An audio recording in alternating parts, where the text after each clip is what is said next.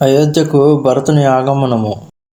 తేల నావబరి నృపతను రాక దూత బొలాయి బహూరి అసభాష దావహు బేగి భరత పహిజాహు నృపసుది కథహు కహు జనికాహు ఏతేని కహేహు భరత సనజాయే గుర బొలాయి పటయేవు దోవుబాయి సున్నిముని ఆయసు దావనదాయే చలే బేగ బర బాజిలజాయే అనరదు అవద అరంబేవు జబతే కుసగుణ హోహి భరత కహు తబతే దేకహి రాతి భయానక సపన జాగి కరహి కటు కోటి కల్పన విప్రజవాయి దేహి దినదాన శివ అభిషేక కరహి బిదినాన మృగహి హృదయ మహేశమనాయి కుశల మాతు పితు పరిజనబాయి. నావలో నూనెను ముంచి అందులో రాజుగారి కళేబరమును భద్రపరచుటకు ఆ మహర్షి ఆదేశించాను. పిదప దూతలను పిలిచి వారితో ఇట్లు పలికెను. మీరు వేగముగా భరతుని కడకు వెళ్ళుడు. రాజుగారి మరణ వార్తను ఎవరికి తెలుపవలదు. వెళ్లి గురువు గారు మీ ఇద్దరిని వెంటనే బయలుదేరి రమ్మన్నారని చెప్పుడు. గురువు గారి ఆజ్ఞతో దూతలు వెంటనే గుర్రముల కంటెను వేగముగా పరిగెత్తుకుని పోయిరి. అయోధ్యలో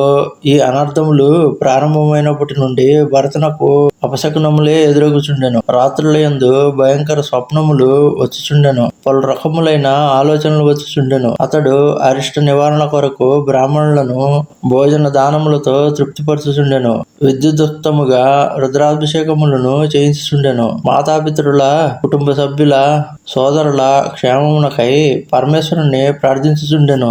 ఏహి బిధి శోచత భరతమన దావన పహుచేయాయి గురు అనుశాసన శ్రవణసుని చెల్లె గణేశు మనాయి. ఈ విధముగా భరతుడు విచారగ్రస్తుడై ఉండెను. అంతలో దూతలు వచ్చిరి. గురువు గారి ఆదేశమును వినగానే గణేశుని ప్రార్థించి భరతుడు శత్రుఘ్నునితో కూడి వెంటనే అయోధ్యకు బయలుదేరెను. చెల్లె సమీర బేగహయ హాకే నాగత సరిత శైలబన బాకే హృదయ సోచూబడ కచున సహాయే అస జానహి జియ జావుడాయి ఏక నిమేష వర్ష సమజాయి ఏహి విధి వరత నగర నియారాయి అసగుణ హోహి నగర పైటారా రటహి కుబాతి కుబేత కరార కర పియారా బోలహి ప్రతికూల సుని సుని హోయి భరత మనుసూల శ్రీహత సర సరితావనబాగా నగరు విశేషి భయామనులాగా ఖగమృగ హయ గయ జహేన జోయే రామ వియోగి కురోగ బిగోయే నగర నారీ నర నిపట దుకారే మనహు సవన్హి సవ సంపతి హారి.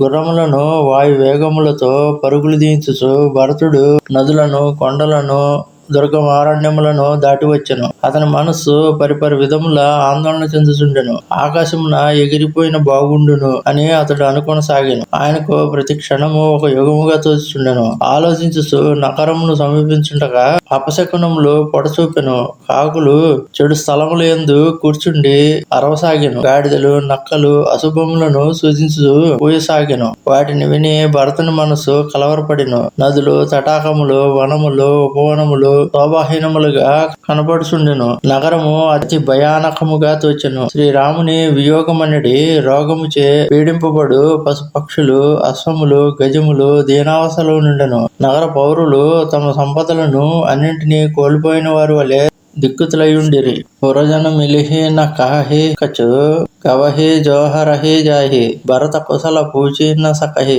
భయ విషాదమనమాహి. అయోధ్యవాసులు భరతునితో కలిసినను ఏమీ మాట్లాడక మౌనముగా నమస్కరించి వెళ్ళుచుండిరి. భరతుని మనస్సు భయ విషాదములతో నిండి ఉండుట వలన అతడెవరిని కుశలము అడుగుకుండెను. పౌరులను అతనితో కుశల ప్రశ్నలు చేయకుండిరి. ఆట బాట నెహి జాయి నిహారి జనపుర దహ దిసి లాగి దవారి అవత సుతసుని కైకేయి నందిని హర్షి రవికుల జలరుహ చందిని సజీ ఆరతి ముదిత ఉటిదాయి ద్వారేహి బేటీ భవన లేయి ఆయి భరత దుఃఖిత పరివారు నిహార మానహో తుహిన జనభజను మార కైకేయి హర్షిత ఏహి బాతి మనహో ముదిత దవ లాయి కిరాతి సుతన్హి ససోచ దేకి మను మారే పూచతి నైహార కుశల హమారే సకల కుశల కహి భరత సునాయి పూచి నిజకుల కుశలబలాయి కహు కహ తాత కహాసపమాత కహ ప్రియ రామ లఖన ప్రియ భ్రాత. అంగళ్ళు వీధులు వెలబెలబోచుండెను.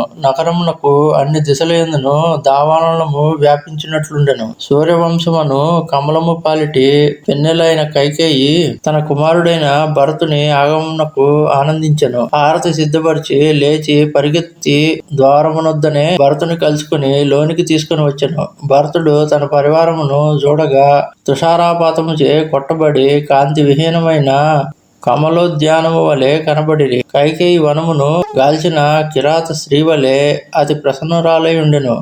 విచారగ్రస్తుడైన కుమారుని గాంచి మా తల్లిగారింట్లో అందరూ కుశలమా అని ప్రశ్నించెను. కుశలమే అని సమాధానమిచ్చి భరతుడు తమ ఇంట్లోని వాని క్షేమ సమాచారములను అడిగెను. తండ్రి గారెక్కడా, తల్లులందరూ ఎక్కడా, సీతాదేవియు ప్రియ సోదరులైన రామ లక్ష్మణులు ఎక్కడా అని అడిగెను.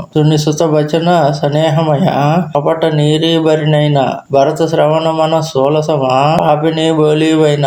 ప్రేమతో కూడిన భరతుని వచనములను విని కైకేయి మొసలి కన్నీరు కార్చుచు పలికిన కపట వచనములు భరతుని చెవులకును మనస్సునకును సోలముల వలె గుచ్చుకొనెను. తాత బాతమై సకల సవారి బై మందరా సహాయ బిచారి కచుక కాజ బిది బీచ బిగారేవు భూపతి సురపతి పుర పగుదారేవు సునత భరతు భయే బిభస బిషాద జను సహమేవు కరి కేహరినాథ. తాత తాత హా తాత పుకారి పరే భూమితల వ్యాకుల బారి చలతన దేకన పయేవు తోహి తాతన రామహి సోపేహు మోహి బహురి ధీర ధరి ఉటేస బారి కహో పితి మరణ హేతు మహతారి.